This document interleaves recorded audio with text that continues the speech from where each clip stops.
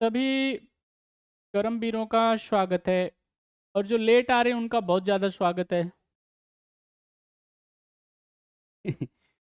चलो भैया, देखो मैं तो टाइम पे ही आ जाता हूँ। मजदूर लोग हमेशा टाइम पे आ जाते हैं, साहब लोग आते हैं एकदम यानी साहब लोग आते हैं अपने एकदम, जितने भी मजदूर होते हैं वो अपने टाइम पे आ जाते हैं, और जितने भी मालिक लोग होते हैं, साहब लोग होते हैं,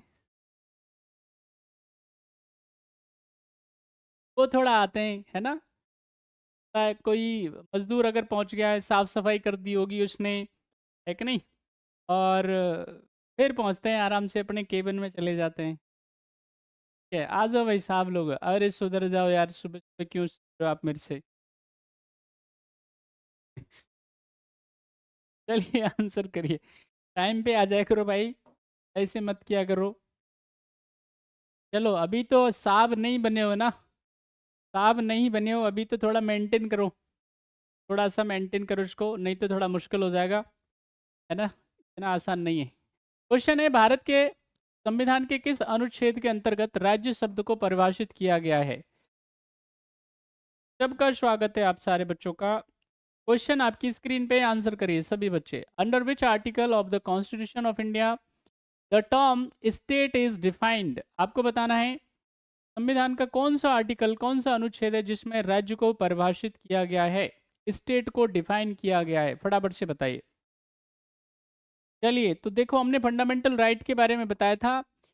फंडामेंटल अगर मैं बात करूंगा किसके बारे में, राइट्स के बारे में, तो ये कहाँ पे हैं, कॉन्स्टिट्यूशन ऑफ इंडिया का, याद रखना है आपको, पार्ट 3 के अंदर, भाग 3 के अंदर ये क्या है, वर्णित है, मेंशन है, ठीक है।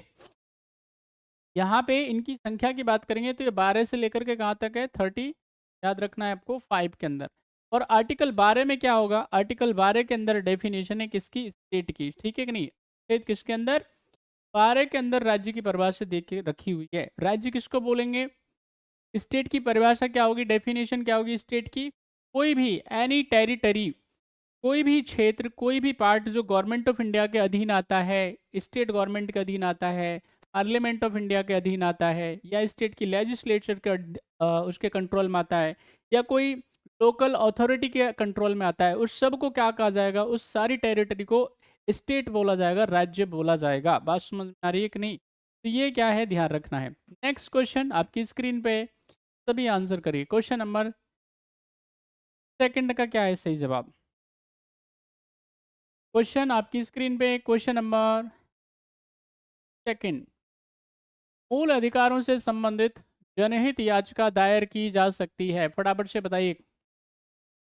फंडामेंटल राइट के मामले में IL पब्लिक इंटरेस्ट लिटिगेशन कहाँ पे दायर की जा सकती है, फटाफट से बताइए। क्वेश्चन आपकी स्क्रीन पे, the public interest litigation related to the fundamental right can be filed against, बताएं, only before the Supreme Court, only before the High Court, before any court, before both of the Supreme Court and the High Court। क्या है सही answer. Public interest litigation के context में बताएं क्या है सही जवाब। What will be right answer of question number second. बहुत बढ़िया, ठीक है कि नहीं। अगर हमारे फंडामेंटल राइट का क्या हो रहा है, वायलेशन हो रहा है, मौलिक अधिकारों का क्या हो रहा है, वायलेशन हो रहा है, हनन हो रहा है, तो याद रखना है, अगर PIL की बात करेंगे, पब्लिक इंटरेस्ट लिटिगेशन की बात करेंगे, तो ये कहाँ पे, सुप्रीम कोर्ट में, साथ ही साथ में यहाँ पे हाई कोर्ट में क्या है, दायर की जा सकती है। कि यहाँ पे क्या होगा, सुप्रीम कोर्ट, सर्वोच्च न्यायालय की अगर हम बात करेंगे तो यहाँ पे आर्टिकल 32, और अगर हम उच्च न्यायालय की बात करेंगे तो 126, दो आर्टिकल के तहत दोनों क्या करेंगे, अन्य सर्वोच्च न्यायालय और साथ ही साथ में उच्चतम न्यायालय कार्रवाई करेंगे किसके मामले में, in regard of fundamental rights.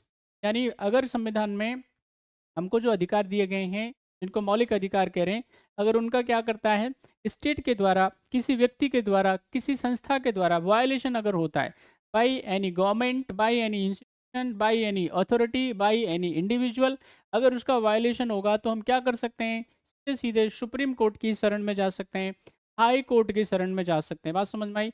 और उसके बाद में सुप्रीम कोर्ट और हाई कोर्ट क्या करते हैं, फिर कुछ कुछ रिट्स इश्यू करते हैं, बात समझ में, कुछ ऑर्डर्स, कुछ डायरेक्शंस दिए जाते हैं। उनमें क्या हो सकता है, उसमें हैबियस कॉर्पस हो सकता है जो कि पुलिस के लिए होगा। In case of illegal arrest of a person, किसी भी व्यक्ति की अगर गिरफ्तारी क्या की गई है, अनैतिक तौर पे की गई है, गैर कानूनी है, तो उसके लिए क्या किया जाएगा, हैबियस कॉर्पस इशू की जा सकती है। किसी भी पब्लिक अथॉरिटी के लिए, इंस्टीट्यूशंस के लिए, गवर्नमेंट के लिए मैंडमस इशू किया जा सकता है, ठीक है, परमादेश हम उसको बोलते हैं। इसके अलावा क्या हो सकता है, को वारंटो इशू किया जा सकता है, अधिकार परीक्षा बोलते हैं। इसके अलावा क्या हो सकता है वो प्रोविजन इशू किया जा सकता है। इसके अलावा मैं कहूँ तो आपको सरसरी इशू किया जाए। 5 प्रकार के रिट होते हैं और दोनों ही रिट क्या किए जा सकते हैं, ये माननीय सर्वोच्च न्यायालय के द्वारा भी और उच्चतम न्यायालय के द्वारा भी इनको इशू किया जा सकता है। The right answer is D. जिन जिन बच्चों ने आंसर दिया है सही है।